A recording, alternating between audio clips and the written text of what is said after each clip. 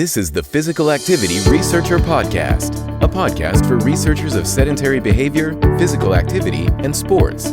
Join for a relaxed dialogue about research design, practicalities, and, well, anything related to research. Learn from your fellow researchers useful and relevant information that does not fit into formal content and limited space of scientific publications. And here is your host. Welcome everyone. This is the Meaningful Sport podcast, and I am your host, Noora Ronkainen.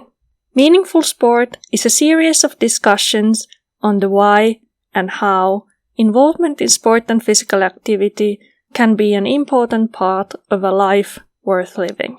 We will also explore threats to meaningful engagement in sport and movement culture practices and ask questions about what we can learn about the human condition through our involvement in sport. The guests are leading scholars in human and social sciences of sport who share their explorations in a scholarly as well as a personal context. If you are interested in the theme, you might also want to check out meaningfulsport.com. There you can find podcast show notes, read a blog, and access many resources for further explorations of meaningful sport. And if you want to stay up to date on future episodes, events, and new resources, you can sign up for a newsletter at meaningfulsport.com. Today's episode is the second part of our discussions with Dr. Yunus Tuncel, focused on the philosophy of Friedrich Nietzsche and how it can be applied to sports. In the first part, which I recommend you to check out, we explored the key threads in Nietzsche's philosophy, including the Apollonian and Dionysian forces and their manifestation in sports. In today's episode, we continue these explorations. How can we find meaning in a world where God is dead? What and who is an overhuman? Can we identify an overhuman in sport? According to our guest, we can.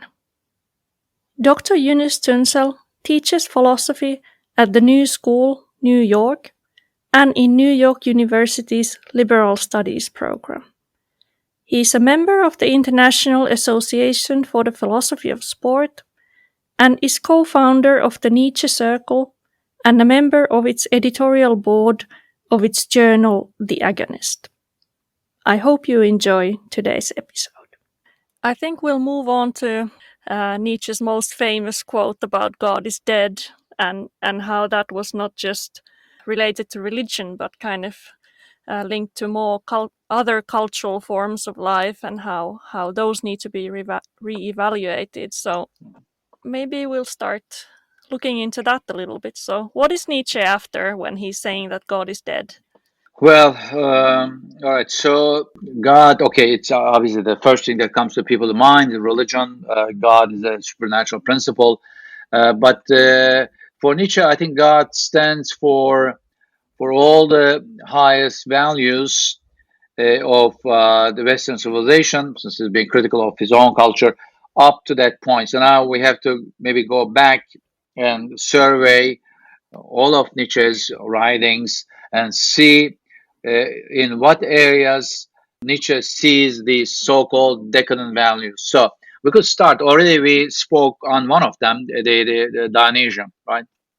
So the excessive rationality, what some people later called logocentricity, it was a problem, and it has to be devalued or it has to be overcome. So Nietzsche shows that all throughout his writings, not only in The Birth of Tragedy, even in his last year, 1888, he is still after critiquing this excessive rationality. So we could say that excessive rationality is one of those forces or values under the term God, right? But people don't really see it when they hear or see the word God. They don't necessarily see excessive rationality. So moving along to Nietzsche's second set of writings called Untimely Meditations, we can maybe focus on one of them where Nietzsche talks about history, that European culture is saturated with excessive historicism, meaning we are obsessed with the historical and we have forgotten the unhistorical. So he introduces new ideas, new terms to his historiography, his own notion of history. So First, we have to learn how to be unhistorical, which has to do with forgetting, and also we have to embrace the supra-historical. So you have three notions: the historical, the unhistorical, and the supra-historical. Right? The historical, we know what it is. The unhistorical has to do with forgetting, and we need that as well. And the last one, supra-historical, is this overall vision that sees all things past, present, future. In then he introduced another set of concepts in the same essay called monumental, antiquarian, and critical history, where the antiquarian has to do with preserving from the past, monumental has to do with creating great works based on former models, and the critical has to do with destroying a part of the past so that we recreate history based on our own needs. So the bottom line is we suffer from this excessive history, and we have to undo that as well. So that would be another area where when Nietzsche critiques values under the name God. The third area would be, please always, you can always stop me, I'm moving along. Mm-hmm. The third one is emotions. A topic that I'm working on right now. Emotions, we have cultivated throughout the process of being civilized. We have cultivated some very negative emotions that not only diminish the worth of an individual, but even diminish us collectively. So, what are some of those emotions? Revengefulness, reactive feelings, reaction, and ressentiment. Ressentiment is big, by the way. Nietzsche believes that ressentiment as an emotion has existed for millennia, but he is the first to diagnose it. So basically, he's diagnosing an emotion that we had for millennia, and which is a problem emotion. The other one is pity. Pity. Now, pity is a tough one because in German, Mitleid, Mitleiden means to suffer with. So Mm-hmm. now Nietzsche, and in English we have so many words. We have pity, we have compassion, we have sympathy, empathy. Just already four words that I can remember right now. But and they all mean they have different meanings. So what is Nietzsche's problem with this emotion, Mitleid, which seems to be a central emotion for lots of philosophers, including Schopenhauer, who influenced Nietzsche, the early Nietzsche.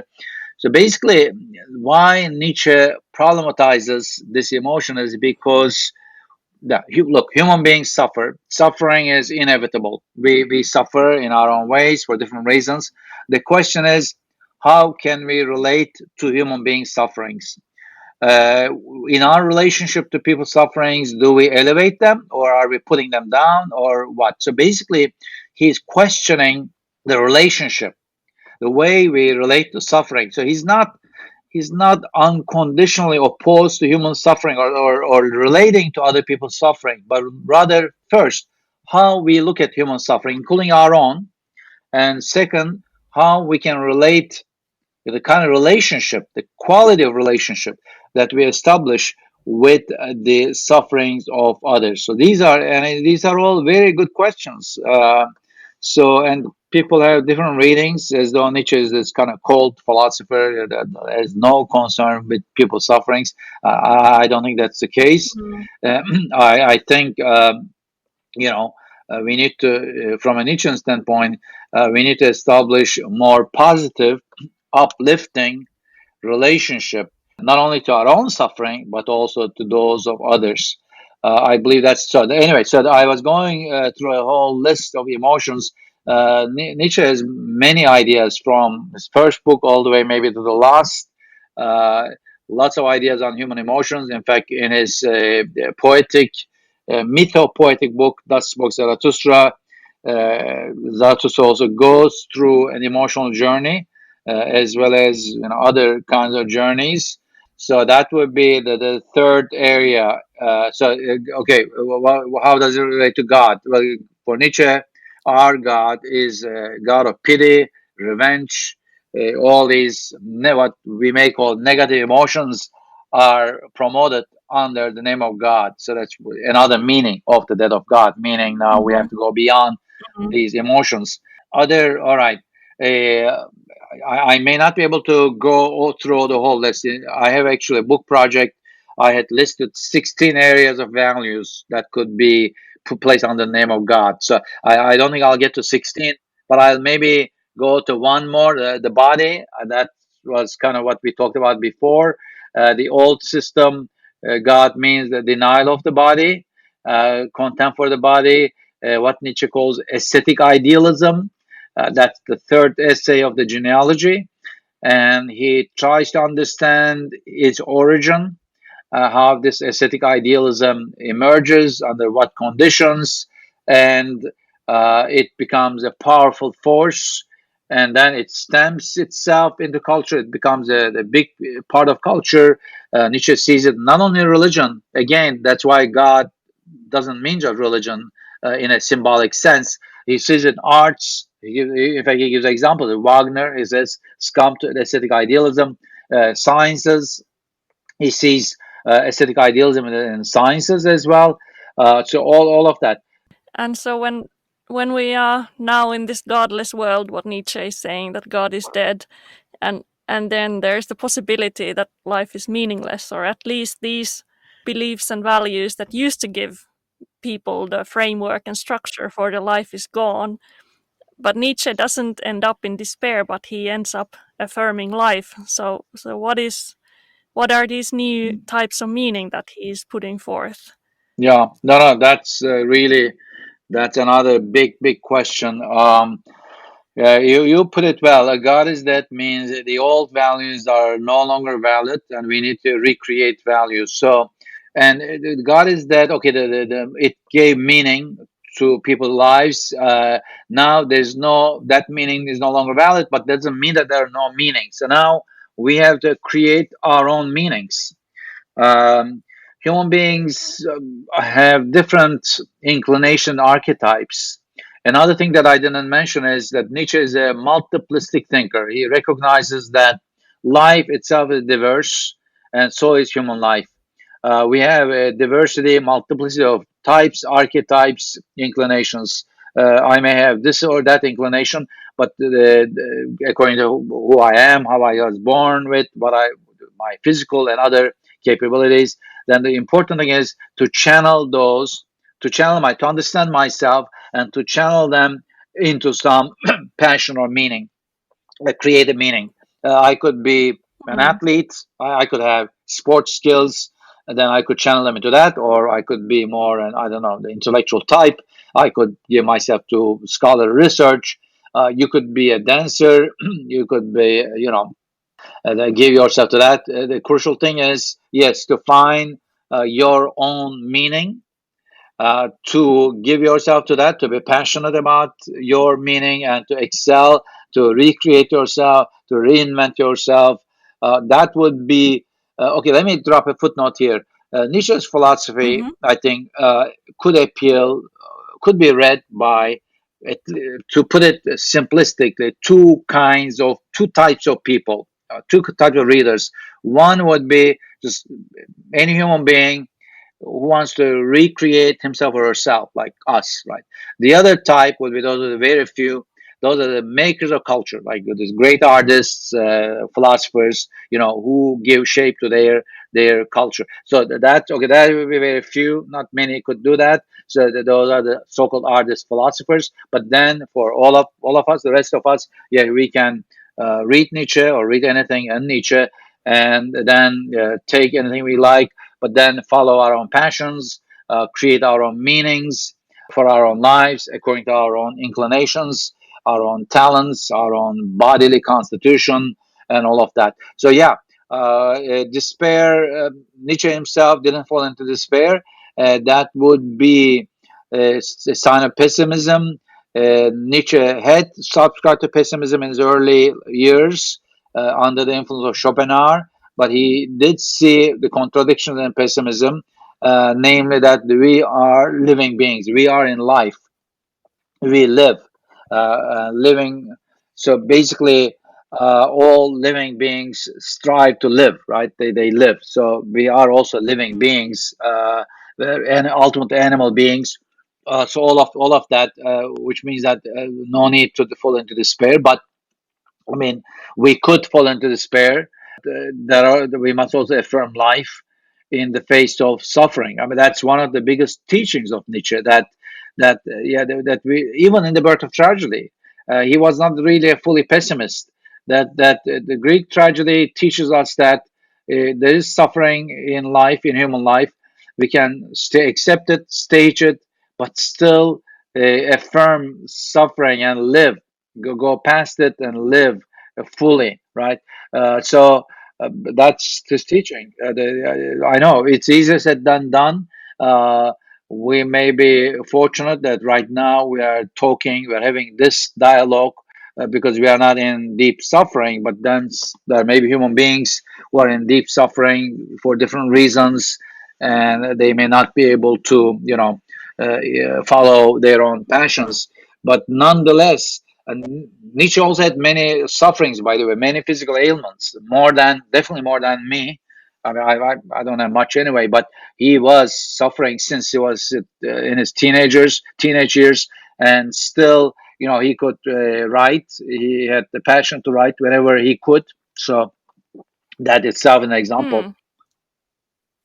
What would Nietzsche think about self-inflicted suffering?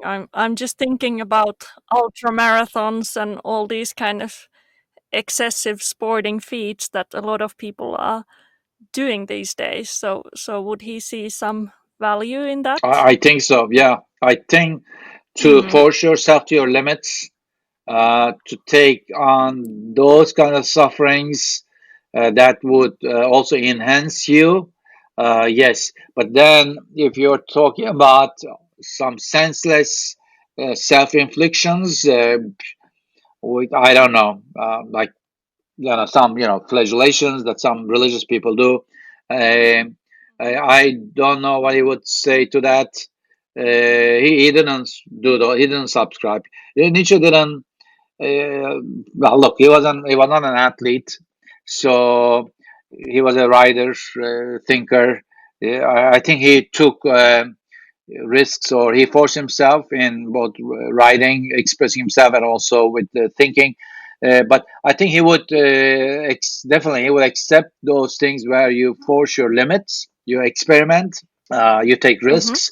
But the other kinds of senseless, I mean, self-inflicted forms of sufferings that don't do much, or that could be misused. What the ascetics were doing, they walk on fire so that they can impress people and then control them. Definitely not those kinds of self-inflicted sufferings. Hmm. So I guess there is a right attitude to suffering. So if you want to run an ultramarathon just to impress your friends, I guess you won't impress Nietzsche with Yeah, that. I guess, yeah, something like that. Yeah, yeah. So what is the right kind of attitude to suffering for an athlete?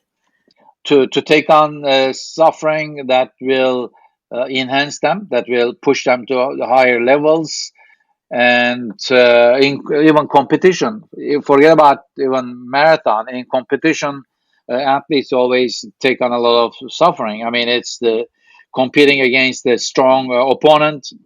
That is, I'm sure that they are burdened with anxiety. That's also a form of suffering, and they struggle more. Yeah, those sufferings that actually push us forward. But then the kinds of sufferings that we should not take on are the ones that would make us bitter, hostile, reactive, revengeful. Those kind of sufferings, definitely we should not. If they come to us, if we have no choice, okay, that's something else. But those kinds of sufferings, we definitely should avoid, because they'll make us hostile to life, and that is not the way to go. The hostility, the bitterness, right? Mm-hmm. But yeah, as much as we can. um, Hmm. but sometimes we may not know how much suffering we can take. There's some gray areas, right? And that could be very risky. Yeah. So I think we talked about suffering, we talked about limits and kind of these aspects, what Nietzsche would probably see as positive things in our sport culture. Right. What else in sport would Nietzsche see life affirming or contributing to a meaningful life in a godless world? Well, we first we become more in touch with our body. I would Mm-hmm. say it's a bodily thing, and yeah, body is the least understood, repressed for whatever millennia. Second, in sports, well, not all sports, but many sports are group games. So we play with others, our teammates, and all that. So there's a lot of modulation of emotions. So in fact, I argue for that in my book, the Emotion in Sports. It's a sport gives us a chance to work on our emotions. If you don't play sports, especially a competitive game, you're not going to feel or there's ambition and hostility and all these feelings come out, anxiety, right? What if I lose? All these feelings come out more sort of more prominently in sports. So in a way, sport gives us the chance to work on our emotions. Number three, okay, we are all okay. This is Nietzsche's, I believe it's Nietzsche's thesis, and I agree with him. We are all destructive, cruel beings. There's cruelty in all of us, but even in babies. Okay, you could argue against me, fine, but we are all cruel beings. Sports is a way. This doesn't mean that we should be cruel out of context, but we need to deal with our destructive, cruel potential. So sport gives us a forum, a channel, an arena to externalize, to express our cruelty among equals, right? If I'm a boxer, I, hey, be cruel to your opponent, and he's gonna knock you down anyways. You're gonna fight. You cannot be basically you cannot be too cruel to your opponent in boxing. So because he's also strong. So basically, get it out. Get it out, and sport. All some sports are more violent than others, but I'm for the so-called violent sports. It's among equals, and and yeah, so that would be I lost track. That was third. I said the third the thing about it. What Nietzsche called transfiguration. Term Nietzsche uses. It appears in Nietzsche scholarship, but I'm not sure if there's single book on the topic. Transfiguration. Fourth, socialization. We are social beings. I think Nietzsche would accept that. And sport gives us a way of learning how to be social, how to negotiate our needs, our desires, so to speak. Another fifth, I am as I'm saying this, they're all coming to me spontaneously. Judgment, Right. justice. I mean, okay, not athletes, but the referees, umpires. But it is an arena of justice as well. Maybe it connects with being social. How to be just even to your opponent. And then, of course, you have the referees who oversee that. And sport is a very special arena for exercising judgment, and you have to be fair and all that, which is not easy. Not everyone can be a good judge in sports. Um, and what else? Look, the point number one is a big one. I mean, that could be opened up further. The body, there are Mm-hmm. drives and instincts, the physiology, the motor skills, all of that. So anyway, so Mm. five of those. But I'm sure there are more things. The sport as spectacle. How can we be an active spectators in sports? Mm. Uh, I guess if you have a sporting culture, you probably would have a different kind of spectatorship, whereas everyone plays at some level. So then everybody is some kind of player or player in a sport rather than just a passive spectator. I think that would Mm. change the whole spectacular relations. I think drastically. Anyway, Mm. some points. So you're saying on one hand Nietzsche is kind of favorable to this kind of spectacle, and when people come together. But then at the same time, he would be highly critical of being a passive receiver as a spectator who is not actively involved. Yeah. So would Nietzsche prefer that we just all played sport to our better or worse level, or what Yeah. kind of sporting culture would he be setting up? Yeah, I would say so. That there is some kind of a sporting culture. Although I mean he doesn't really speak about this, but I would think that he would support sporting culture that we play at different levels, and yeah, that there will be of course a higher level as well, and the lower levels will not begrudge the higher levels, but rather maybe will look up to them, but still they would be players.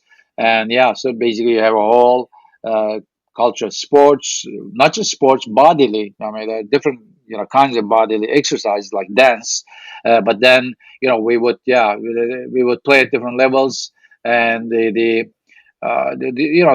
one difficulty in human life is envy, right? The lower levels, if the lower levels envy, they resent the higher level athletes, and the higher level athletes somehow become hubristic and arrogant, and that's where problems could start from a Nietzschean standpoint. Mm-hmm. So then what would happen is, in fact, what he sees happening in our civilization, the whole thing about ressentiment, like those who don't have, they envy those who have. Uh, that's like revengefulness, and then they get rid of, they topple the ruling order. That's what he sees in the rise of Christianity. That's of course the bigger picture, but you could have the same thing in sports. Would you talk about ressentiment if we are talking about cheating and doping in sports and Yeah, all these yeah. negative phenomena that we are so often hearing of? Yeah, exactly. So the Mm. those those who don't really deserve to be champion or winners, they could become winners through some other schemes. It's because they're resentful, they envy, and they would rather they would win at all costs. I see that as a sign of nihilism, very nihilistic, like Mm. winning at all costs when you don't really deserve it. That those things happen in sports, and maybe yeah, that's another problem. The Mm. cheating in sports. Uh, I'm not categorically opposed to performance enhancement drugs. I'm opposed to the abuse of them. Yes, but Mm-hmm. what if if athletes are able to take the same kind of PEDs, then they would be at the same level, right? The whole idea is for athletes to be more or less equal, and no one takes an advantage out of context where the other ones don't have that advantage, right? So as long as you could maintain Mm-hmm. that, as long as let's say I don't know, it's not possible, but hypothetically speaking, all athletes in a game they took the same PED, right? So that they are at the same level. Mm-hmm. No problem with that. But now when PEDs are illegal, and then some athletes take those and they give them an advantage, and of course, depending on the kind of sport, in some sports it matters more than others. In swimming, for instance, where winners win Mm. by a milliseconds, right? It could matter, and Yeah. they take them, and then they had an advantage, and yeah, basically, but they didn't really deserve it because they did not fight under the same conditions. So I think nature would be opposed to these kind of abuses, cheating or becoming a winner by cheating. No, no way. The overhumans don't cheat to be. That means you are not really overhuman. I mean, you are not really a champion. You're a fake champion. Mm. So I don't think you can be overhuman or anything over by cheating or by doing these kinds of behind the scene things. And yeah, you just have to be strong, pure and simple, and win with the things that you have rather than the things that you don't have. Yeah. So let's stop there and let's take the concept of overhuman, which is very central to Nietzsche's thought. What is an overhuman for Nietzsche, and how do you become an overhuman in sports? Wow, that's a tough one. Okay, the second one I guess is even tougher, more difficult than the first one. But Yes. Let's so start with the easier one. okay, let's okay. The Overhuman, it appears in thus spoke Zarathustra. I mean, but the similar ideas that appeared in Nietzsche before. So overhumans are the higher types, or if you will, the highest types in human history or human culture. It is hierarchical. Yes, there are higher types. So let's Nietzsche is a hierarchical thinker, but the hierarchy doesn't mean that it's a repressive type of hierarchy. Right? On the contrary, it's a more life affirming hierarchy. I would argue. So how? Okay, what is overhuman? Is a type who affirms life, who affirms this life on Earth. There's nothing afterworldly. There's nothing beyond this life. So it's affirmation of life on earth, the human body. Um, it is always on the way to becoming, overcoming. So the overhuman is not really some kind of final stop, but it's an ongoing process. Um, and the overhumans are aware of their distance to what they have overcome. So there's the whole thing about the contempt, Nietzsche for the lower types. So the whole, typology in Das Box Zarathustra, right? And overhuman is on top of that typology. So the overhuman, I would say, all right, in terms of our usual categories, the overhuman stands for a hero, a god, even gods, right? God is dead, long live the overhuman. Nietzsche says that. I paraphrase it. So, which means that overhuman kind of is a replacement of God because God was highest being up to that point. Um, so now, since overhumans are human beings, they're not gods. So, what kind of human beings are they? Nietzsche, prior to well, in his early works, prior to the gay science, Nietzsche was obsessed with the idea of genius. Right? Okay, the genius, right, romantic notion as well. All right. So, what happened to the genius, or the genius, or the hero, heroism? All these ideas about the genius and the hero, they crystallize into overhuman. Right? They symbolize Mm-hmm. all these higher qualities. So, we there are lots of questions. Okay, at the basic level, okay, we have some understanding of what Nietzsche means by the overhuman. But when you get into the details, there hell breaks loose. We have so many disagreements. So, number one, Mm-hmm. is overhuman a historic figure? Can we say, all right, such and such person is overhuman? Most likely, I would say yes. Otherwise, it doesn't make sense. Nietzsche is not an idealist. He attacked Plato all his life. The old human is not some Uh-huh. kind of ideal that doesn't exist. It must exist historically. That's my reading. In fact, some examples Nietzsche gives throughout his writings, like Leonardo da Vinci appears, historic figure. Napoleon, I don't know for what reason, but anyway, Napoleon also appears. Perhaps Goethe, people Uh-huh. like so. Yeah, basically, if you exclude Napoleon, they would be more the artistic, philosophical types. And that to me makes more sense. But what about the religious figures? Would Christ or a Luther, someone who shaped a culture in their historic point, are they also be overhumans? I would say yes, relative to their culture, not for Nietzsche's own vision. He wouldn't want to have a Luther to be the overhuman now. But was Luther an overhuman at the time? Maybe. I don't know. I'm just putting that as a question. I'm not sure, but I suspect that people who impact their culture and change it at a given historic moment, they are overhumans relative to their own society and culture. Anyway, I'm saying this parenthetically. Yeah. Yeah, so stopping here, could we say that an athlete who somehow kind of produces a massive change in their own sport, would that be an overhuman Yeah, I would say yes. in that context? Yeah, I would say Mm-hmm. yes. I was actually coming to that. The third question would be, could there be different overhumans in different fields of culture in the same culture, including like arts, philosophy, sports?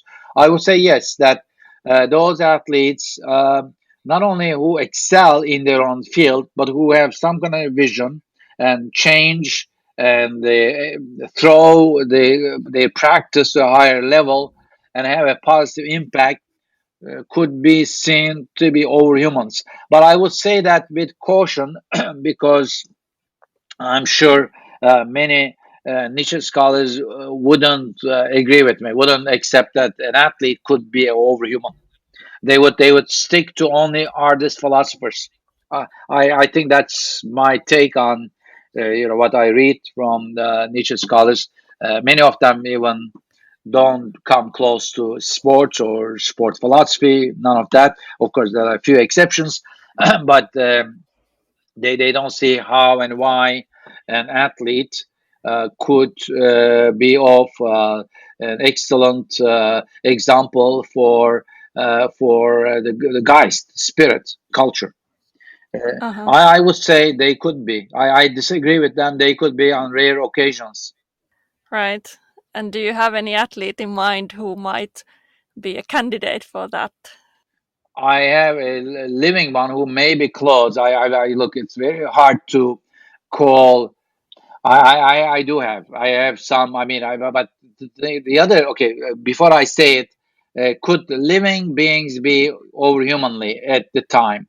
That's another last question. Could we say, all right, this human being who's still alive, do we have to wait for someone to die before we say they're overhumans? Anyway, having said that, okay, some exemplary models that come to my mind, and I'm not sure if you could call them overhumans, but Pele, who's still living, Mm-hmm. could be, yeah, is also a very international figure who changed who I think elevated the game of soccer.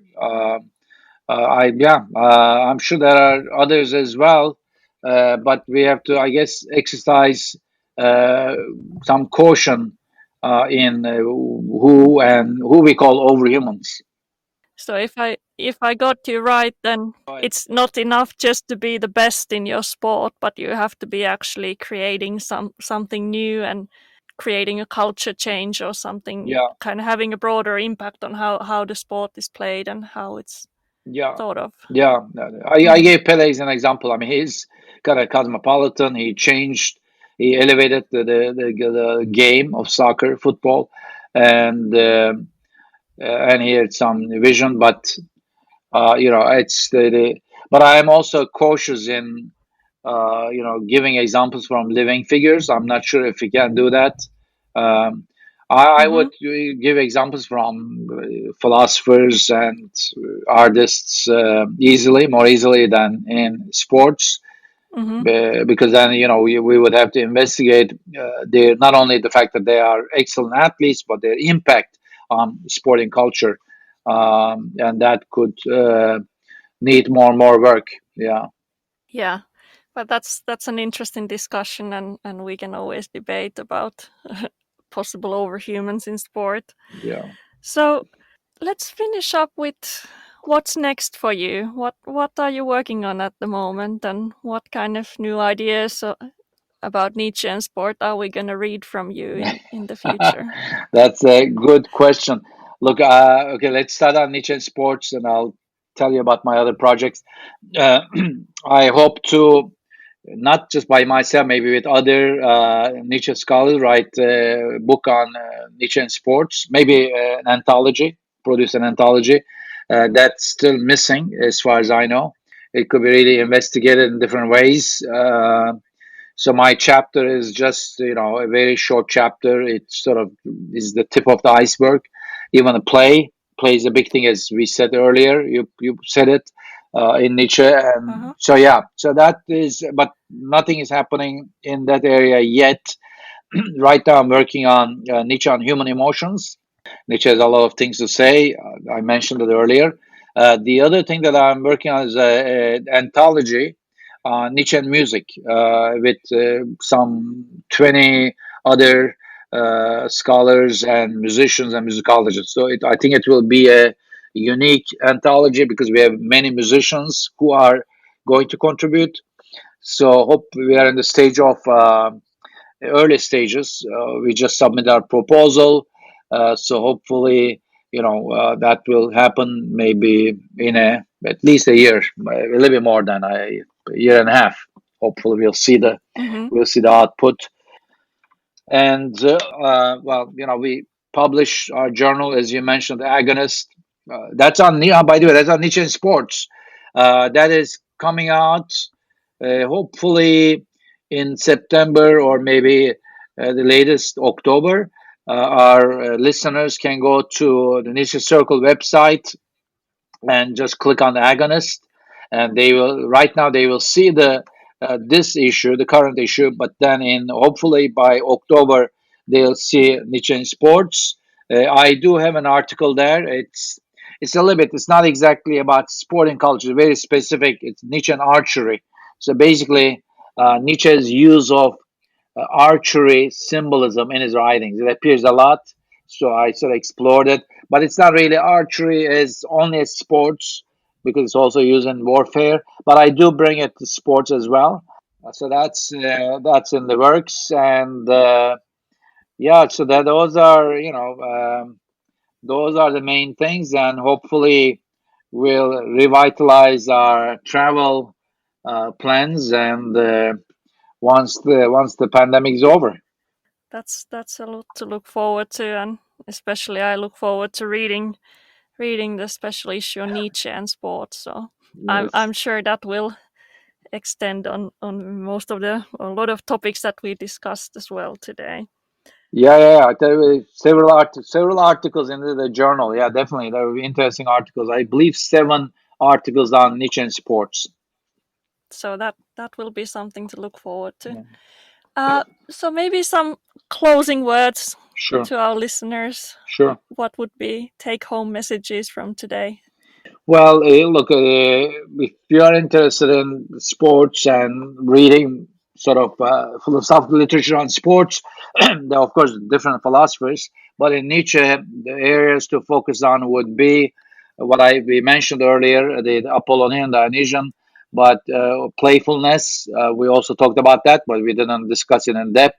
His ideas on playfulness, his ideas on competition. I have a book for that, Agon and Nietzsche. If you are interested in the dynamics of competition, the Olympic tradition, Olympism, then Nietzsche's ideas on the body, what the body is, why we have understood it only poorly so far, and in terms of the other ideas like Overhuman, his ideas on time, eternal return, they would need a little bit more time and commitment to read, but they're also very, very interesting ideas. So yeah, there are many ideas, and also the spectator. Also, although Nietzsche is focused on arts, you could apply his ideas on arts, artistic spectacles like theater, to sports as well. I have done that in some other works. So yeah, all of these, you could take many ideas from Nietzsche's writings. I mean, he was not an athlete, as far as we know. He did hiking in places where we were in the Alps. As I said earlier, he would have supported sporting culture uh, based on his own the values that he promotes. Yeah, I think that's really a wonderful summary of the topics that we've covered. So thanks so much for taking the time to share your work, and I think there are so many ideas that hopefully we will see others engaging with that, Great. and we will see that in the Excellent. future. I thank you as well. You are welcome, and I thank you. It's always a pleasure to talk on topics that that are close to us. So it's great, excellent. Thank you very much. Thanks for joining us this week on Physical Activity Researcher Podcast. If you like the show, make sure you never miss an episode by subscribing or following the show on Twitter. This podcast is made possible by listeners like you. Thank you for your support. If you found value in the show, we would really appreciate a rating on Apple Podcast or whichever app you're using. Or if you would, in a real old school way, simply tell a friend about the show. It would be a great help for us. We have a fantastic lineup of guests for forthcoming episodes, so be sure to tune in. Thank you all for your support and have a great day.